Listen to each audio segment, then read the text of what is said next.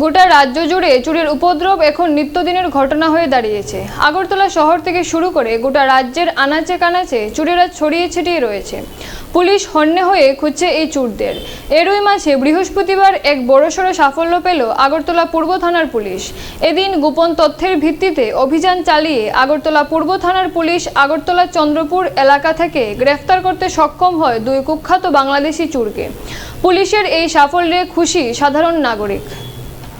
But আমরা suspect করছি যে কারণ কি এরা মানে এটা তো স্বীকার করেছে যে তো এদের গ্যাং আছে, এখন আরও কত মেম্বার আছে, এরা বাংলাদেশে চলে গেছে, এখানে আছে, এগুলো এখন ইন্ট্রোগেশন করছে। অ্যাট প্রেজেন্ট তো আমি অ্যাপ্রিসিয়েট করছি আমাদের বিট অফিসারদের যে তারা যে লাস্ট কিছুদিন থেকে যে হার্ডওয়ার্ক করছে এটা ওনাদের সাকসেস হয়েছে। তার মধ্যে আমাদের ডিস্ট্রিক্টের যে স্পেশাল অপারেশন গ্রুপ বানানো হচ্ছে বাইকার, এটারও খুব ভালো যোগদান আছে, কারণ কি ওটাতে একটা প্রেশার ক্রিয়েট হয়েছে।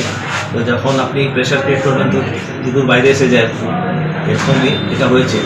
প্রেশারে এরা বাইরে এসেছে আর আমাদের বিট অফিসার সাকসেসফুল হয়েছে।